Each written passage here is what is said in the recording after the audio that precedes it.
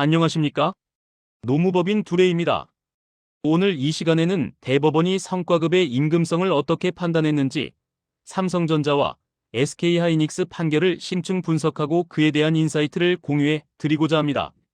본 보고서는 2026년 노동법률 주요 판례 분석 보고서 중 일부이며, 삼성전자 판결은 2026년 1월 29일, SK하이닉스 판결은 2026년 2월 12일에 선고되었습니다. 이하 내용을 살펴보도록 하겠습니다. 구독과 좋아요 부탁드립니다. 이번 대법원 판결은 엇갈린 결과를 내놓았지만 성과급의 임금성 판단 기준을 명확히 제시했다는 점에서 의미가 큽니다. 핵심 기준은 바로 지급 의무의 사전 확정성, 즉 취업규칙에 명시되어 있는지와 근로 대가성, 다시 말해 평가와 연동되어 있는지를 보겠다는 것입니다. 먼저 삼성전자의 경우 목표 인센티브인 TAI는 임금으로 인정되어 퇴직금 산정에 포함되도록 파기환송되었습니다. 반면 성과 인센티브인 OPI는 경영성과 분배로 보아 임금성이 부정되었습니다. SK하이닉스의 생산성 경력금인 PI와 초과이익 분배금인 PS는 모두 임금성이 부정되어 원고 패소가 확정되었습니다. 결론적으로 재계에서는 모든 성과급이 임금은 아니다라며 안도했지만 노동계에서는 규정된 성과급은 임금이다라는 성과를 얻었다고 평가하고 있습니다. 그렇다면 왜 이 평균 임금이 중요한 걸까요? 바로 그 스테이크스가 매우 크기 때문입니다. 평균 임금은 휴업수당, 연차수당 등 다양한 급여 산정의 기준이 될 뿐만 아니라 가장 중요하게는 퇴직금 산정의 핵심 요소입니다. 퇴직금은 평균 임금의 30일과 근속연수를 곱하여 계산됩니다. 쟁점의 핵심은 성과급이 평균 임금에 산입될 경우 기업이 지급해야 할 퇴직금 총액이 급격히 상승한다는 점입니다. 이는 기업 입장에서 볼 때 막대한 규모의 퇴직금 차액 소급 지급 의무가 발생하여 재무적으로 심각한 타격을 입을 수 있는 엄청난 리스크가 됩니다. 삼성전자 TAI, 즉 목표 인센티브는 목표 달성이 노동의 대가로 인정되어 임금으로 판결되었습니다. 그 이유는 세 가지입니다. 첫째, 지급 근거의 명문화입니다. 급여, 복리후생, 근태기준 및 HR 규정의 지급기준, 대상, 시기가 사전에 명시되어 있었습니다. 둘째, 안정적인 변동폭입니다. 상여기초 금액인 월 기준급의 120%를 기준으로 0에서 100%까지 지급되었고 연봉 환산 시 0에서 10% 수준으로 변동성이 낮았습니다. 셋째, 근로 밀접성입니다. 부서별, 개인별 고과업부터 D등급까지 차등 지급되어 근로실적에 대한 사후 정산으로 판단되었습니다. 대법원은 지급 기준을 충족할 경우 피고인 삼성은 목표 인센티브를 지급할 의무가 있다고 명확히 밝혔습니다. 반면 삼성전자 OPI, 즉 성과 인센티브는 초과이익은 투자의 결실이지 임금이 아니다라고 보아 임금성이 부정되었습니다. 그 주된 이유는 다음과 같습니다. 첫째, 지급 재원이 EVA, 즉 경제적 부가가치의 20%를 재원으로 합니다. 둘째, 통제 불가능성입니다. EVA는 자본 비용, 시장 상황, 환율 등 근로자가 통제 불가능한 외부 요인에 크게 좌우됩니다. 셋째, 높은 변동성입니다. 연봉의 0%에서 50%까지 급격한 변동성을 보여 이를 근로의 양이나 질 변화로 설명하기 어렵다고 판단되었습니다. 따라서 OPI는 근로 대가가 아닌 경영 성과의 사후적 분배에 해당한다는 것이 대법원의 판단입니다. SK하이닉스의 PI와 PS는 모두 임금성이 부정되었습니다.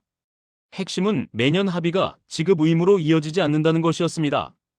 주요 판결 요지를 살펴보면 첫째, 취업규칙 부재입니다. 취업규칙이나 단체 협약에 지급 기준이 명시되어 있지 않았습니다. 둘째, 매년 리셋되는 구조입니다. 매년 노사 합의로 지급 여부를 결정했기 때문에 합의가 불발될 경우 지급 의무가 없었습니다. 셋째, 결정적 근거로 2001년과 2009년의 실제 미지급 사례가 존재했다는 점입니다. 이는 경영진이 합의를 거절할 수 있음을 입증하는 강력한 증거가 되었습니다. 따라서 대법원은 지급이 관행처럼 계속되었더라도 법적 의무가 없다면 이는 은혜적 금품에 불과하다고 판시했습니다. 쟁점 첫 번째는 바로 사용자에게 확정된 지급 의무가 있는가입니다. 삼성전자 TAI처럼 취업규칙에 지급 기준이 명시된 경우에는 사전에 확정된 채무로 봅니다. 규정에 적힌 요건을 채우면 회사는 반드시 지급해야 할 의무가 생기는 것이죠. 반면 SK하이닉스처럼 연도별 노사 합의를 통해 지급하는 경우에는 일시적이고 재량적인 합의로 간주됩니다. 만약 해당 연도에 합의가 안 되면 지급하지 않아도 법적인 문제가 없습니다. 핵심 교훈은 관행보다는 명문화된 규정, 즉 문서화된 내용이 우선한다는 것입니다. 쟁점 두 번째는 근로자의 노력으로 통제 가능한가? 입니다. 만약 개인 고관화 부서 등급처럼 근로자의 노력이 직접 반영되어 어에서 D등급을 받고 열심히 하면 등급이 올라 돈을 더 받게 되는 구조라면 이는 근로 성과 정산으로 보아 임금성이 인정될 수 있습니다. 삼성 TAI가 이 경우에 해당합니다. 하지만 환율, 반도체 경기, 설비 투자 등 EVA, 즉 세후 영업이익에서 자본 비용을 뺀 경영 성과 분배금은 다릅니다. 환율이나 글로벌 경기는 근로자가 아무리 야근을 한다 해도 바꿀 수 없는 영역이죠. 삼성 OPI, SK하이닉스 PI와 PS가 이 범주에 속하며 임금성이 부정되는 핵심 이유 중 하나입니다.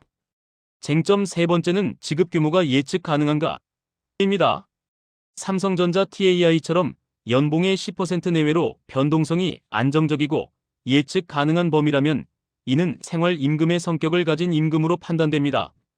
반면 SK하이닉스 PS나 삼성전자 OPI처럼 연봉의 0%에서 50% 혹은 심지어 1200%에 달하는 극심한 고변동성을 보이는 경우는 포상적 성격으로 간주되어 이익 분배로 판단합니다. 이러한 급격한 변동은 근로의 양이나 질의 차이만으로는 설명할 수 없기 때문입니다. 즉, 안정성과 예측 가능성이 임금성 판단의 중요한 척도가 되는 것입니다. 이제 3대 성과급 항목별 법적 성격을 비교하여 요약해 보겠습니다. 삼성전자 TAI는 임금으로 인정되었고 취업규칙 명시를 통한 사전 확정적 지급 근거를 가졌으며 부서 및 개인 평가를 핵심 지표로 하는 근로성과 사후 정산의 성격으로 변동성은 연봉의 10% 내외로 안정적이었습니다. 반면 삼성전자 OPI와 SK하이닉스 PIPS는 모두 임금성이 부정되었습니다. OPI는 경영진 결정으로 가변적인 지급 근거를 가졌고 EVA를 핵심 지표로 하는 경영 성과 배분 성격으로 연봉의 50% 내외의 고변동성을 보였습니다.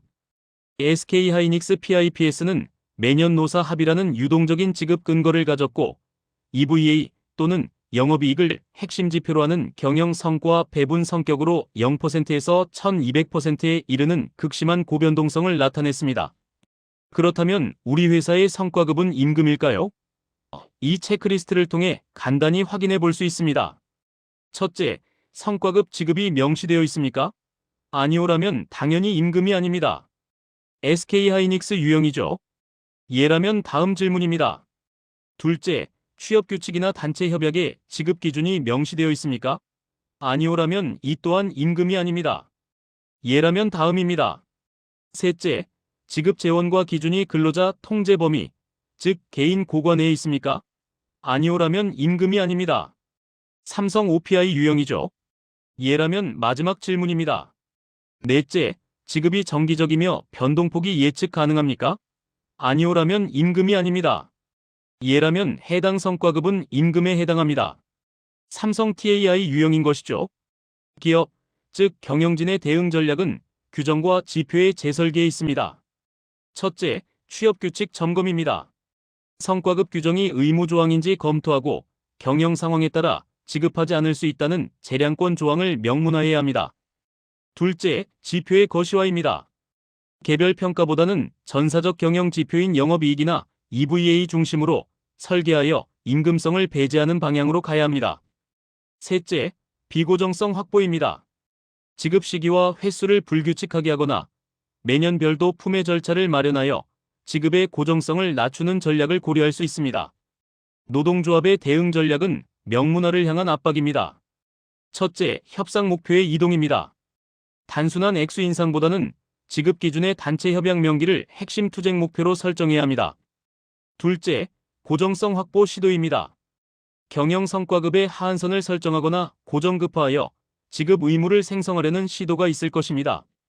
셋째, 유사소송 확대입니다. 삼성전자 TAI와 유사한 구조, 즉 고정적인 지급 관행과 개인 고과, 연동을 가진 다른 기업들을 대상으로 한 줄 소송이 예고될 것으로 예상됩니다. 결론적으로 이번 판결을 통해 불확실성이 해소되고 성과급 설계에 있어 더욱 정교함이 요구되는 시대가 도래했습니다.